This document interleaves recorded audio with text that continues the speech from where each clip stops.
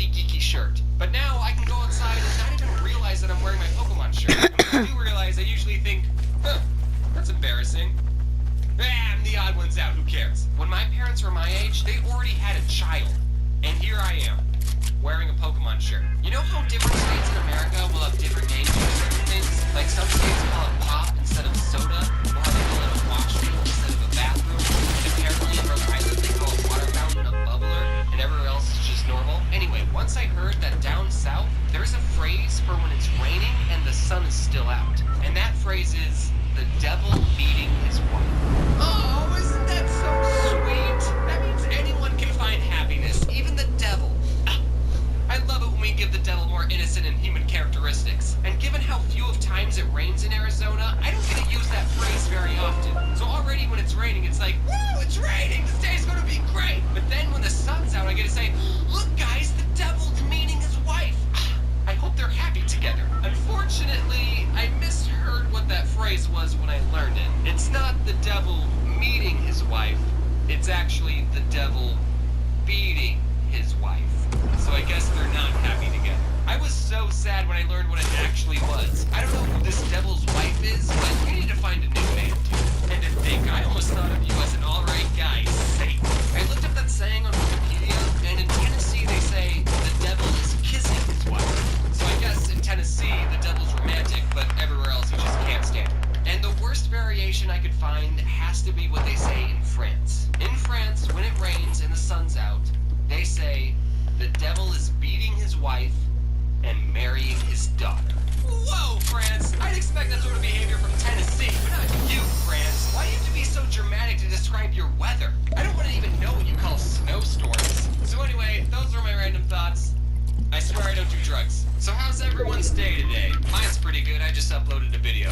Hey, did you guys know that I'm going to VidCon Australia? Probably not because I'm not on the website. I just asked the VidCon people if I could get a featured creator pass, and they were like, yeah, sure. And that's it. I don't know if I have any panels or anything, but it's gonna be fun. I'm totally gonna be putting shrimp on the barbie. This video was a lot of fun to make. It's nice because I already came up with a lot of those ideas beforehand. I didn't know how to implement them into a video, and then Jaden made a whole video dedicated to random things, and I thought, ooh, I'm gonna do that. And I actually got a couple of other people to help color because I felt bad having Ginger Pale do all of it because he has his own YouTube channel and he's making his own videos. In the beginning of the video, I said that drugs are the only thing that make you happy, but that was a joke, guys. Drugs don't make you happy. But seatbelts make you happy. So you should wear them.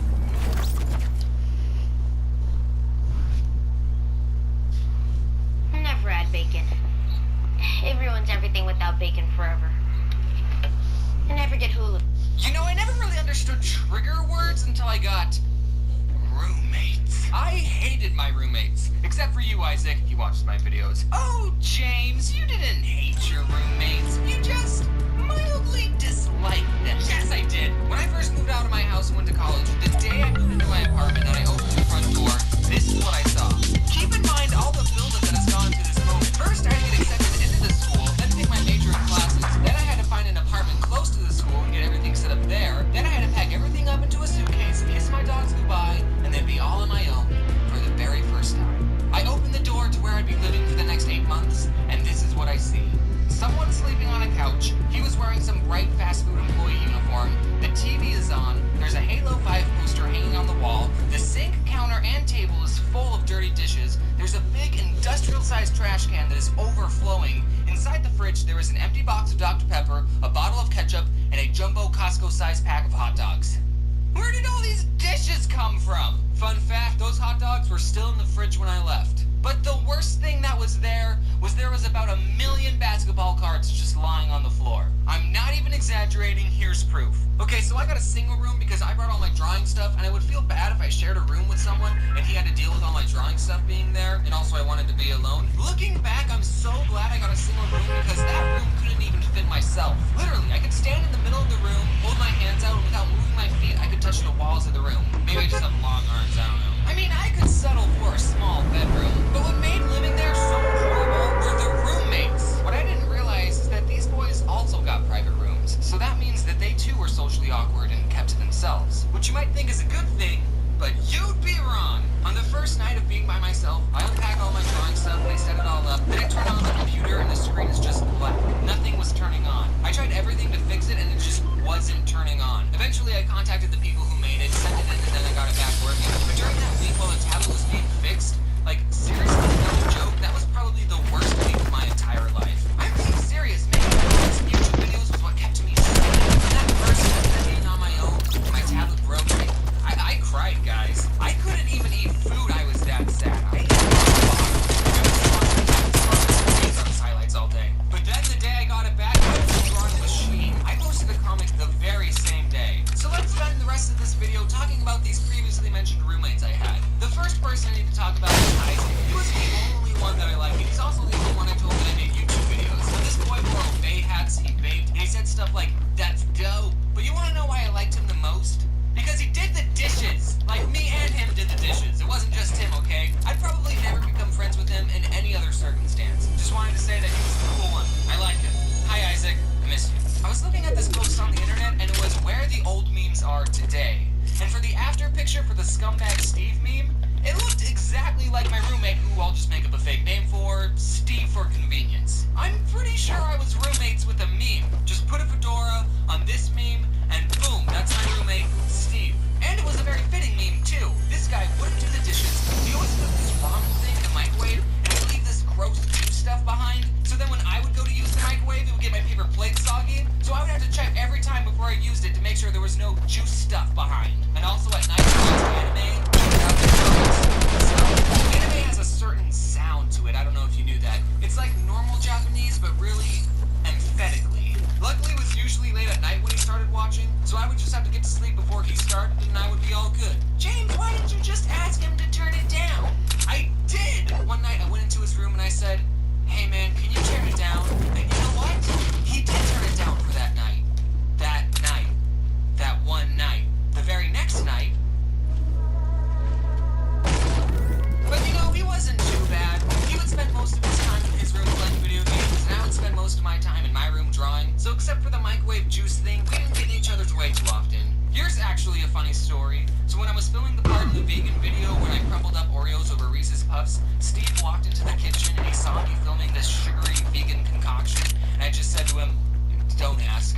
Okay, so here's the roommate that I hated the most. His fake name will be Hunter. He was the one asleep on the couch when I first walked in, and he was the one who had collected all those billions of basketball cards. Just basketball cards. And he kept them all in the front room. What's the point of having sports cards when you can't even play with them? I mean, I spend money on Magic the Gathering cards, but that's because it's an actual game that you can play with friends. What do you do with sports cards? I mean, I guess you could leave them in the front room of your apartment. Maybe one day your roommate might make a video about it, though. He left his Mountain Dew bottles on the floor, he farted in public, he'd always complain that Steve didn't do the dishes, but he wouldn't do the dishes either. One time I was tired of doing everyone's dirty dishes, so I bought a big stack of paper plates for everyone to use, but Hunter took the paper plates to a party without even asking me, and he didn't even bring them back. But the worst thing this guy did, one day he told me, "My ex-girlfriend doesn't want our dog anymore, so he's coming to live here."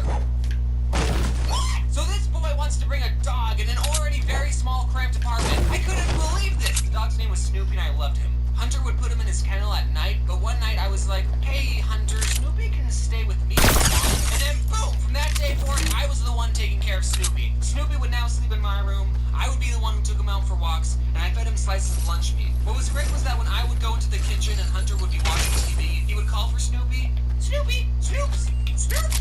But he wouldn't come. This dog would follow me everywhere. And then one day Hunter said, "Hey, do you just want to have Snoopy? I was going to get rid of him." And then I said I would take him. And then later that same week, Hunter moved out. He took all the toilet paper too. He basically gave me a dog. And of course I loved that dog. But we lived in such a small space and I was always busy with school and drawing. I knew these weren't the best conditions for a dog to live in, and I'm pretty sure my apartment didn't even allow pets. So I asked people I knew if they wanted Snoopy, and my grandma got one of her friends to take care of him. So I dropped Snoopy off and I've never seen him since. And that's it, the end. There was another roommate who I didn't even mention. He always worked a lot, so I didn't really see him too much. He had an electrical toothbrush, and I think since I was already mad at my roommates, when I would be trying to go to sleep and he would start brushing his teeth, I would hear the electrical toothbrush going, and I would just start shaking with anger, like... At UNI, I discovered a program that gave me hands-on experience and connected me with industry professionals. Jeff, you have the board. I'll take random James trivia for 400, Alex. This was James's first career choice before his YouTube channel kicked off. Oh, I know this one. What is a male prostitute?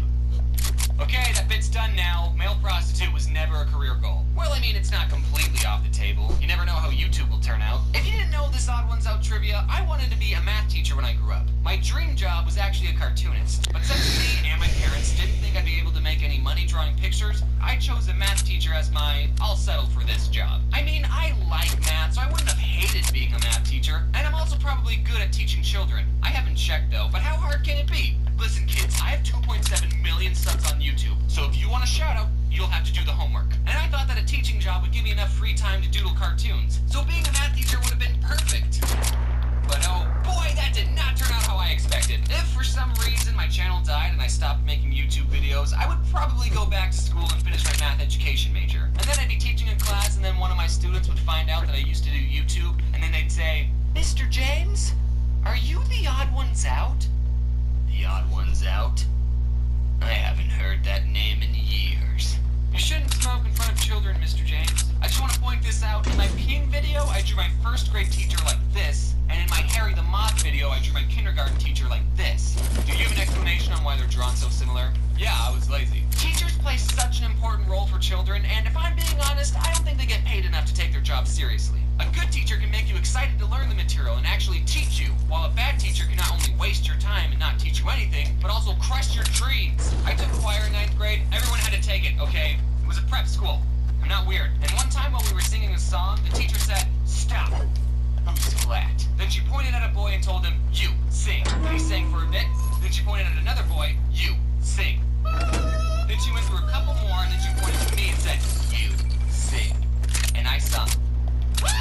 Stop, James. During the next song, don't sing. Either she had really good hearing, or I was just that terrible at singing. Now, I really hated choir, so if given the choice to sing or not sing, I would choose not every time. But what if I actually wanted to be a singer? And when I sang just then, I was trying my hardest. That would have been soul-crushing. I would have given up on music right then and there. Thankfully, my art teacher was a lot more laid back. She definitely had favorite students, and I wasn't one of them, but she never told anyone not to draw. One time I showed my art teacher my newest comic, which at the time was this one, and without telling her that I was the one who made it, I asked, "What do you think of this art style?" And she said, "Oh, I hate it, but it's fine if you like it. In my classroom, we try to go for realism, but people with that art style can still have successful careers."